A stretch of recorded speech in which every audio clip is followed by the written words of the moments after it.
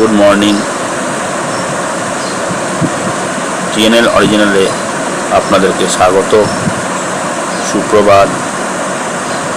সুপ্রভাত। আজ শুক্রবার।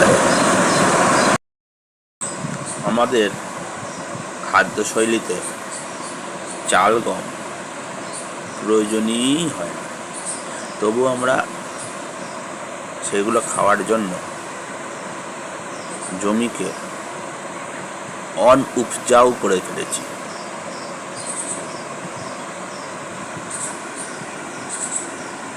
আমরা যদি অ্যালকালাইন খাবার বেশি পরিমাণে খাই, ম্যাক্সিমাম আর লাইফস্টাইলটাকে অ্যালকালাইন করে দিই পুরোপুরি, তাহলে আমাদের শরীর থেকে অনেক রোগ টাটা বাই বাই পার্মানেন্টলি করবে। লং লাস্টিং লাইফ হবে এবং দিনে যদি আমরা একবার খাই সেটা খুবই ভালো হবে।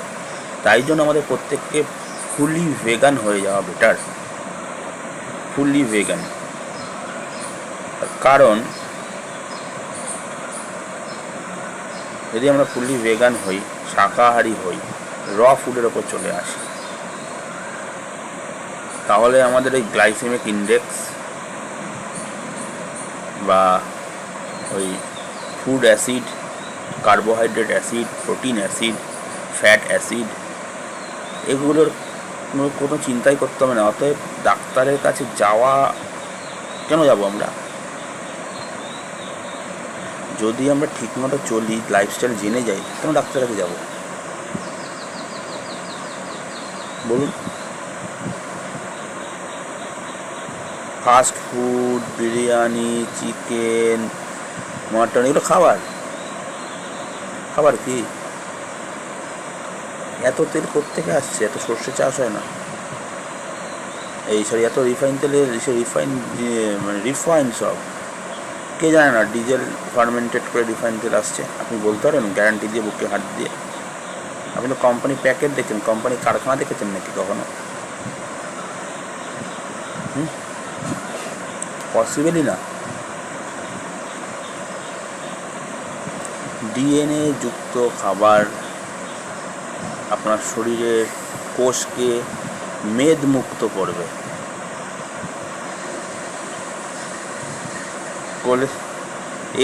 এই যে মেদমুক্ত করলে কোষের মধ্যে এনার্জি ঢুকবে, গ্লুকোজ যেটুকু দরকার সেটুকু আপনার খাবার থেকে নিয়ে নেবে এবং আপনার শরীর সারাদিন এনার্জিওয়ান থাকবেন, স্ফূর্তিলা থাকবেন। Extra glucose, extra energy is bad for our health.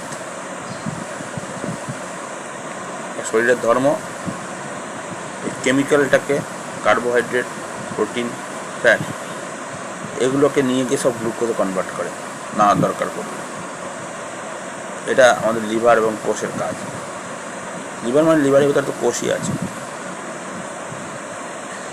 আপনি কোষের স্ট্রাকচার, কোষের গুণ, জন্মবৃত্তান্ত জানলে আপনি আর কুক করা খাবার কোনোদিনও খাবেন না,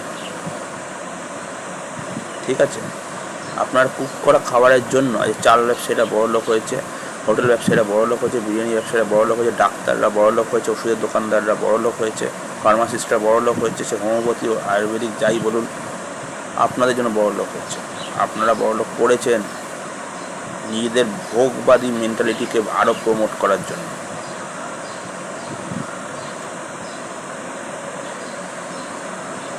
ঠিক আছে?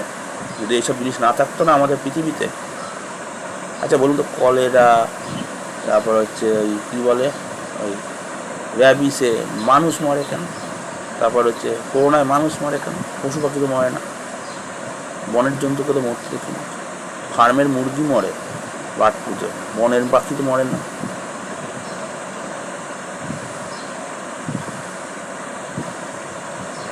মানে বুঝতে পারছেন কোথায় ভুলটা করেছেন?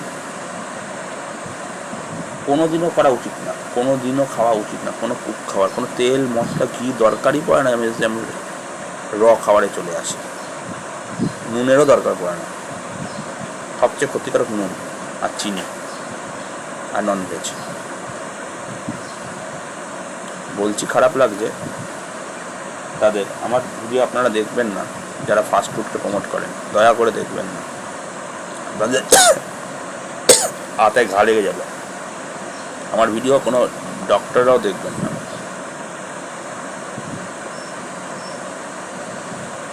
মিলেটস বলুন, চাল ডাল বলুন, এই চাল গম বলুন, সব হচ্ছে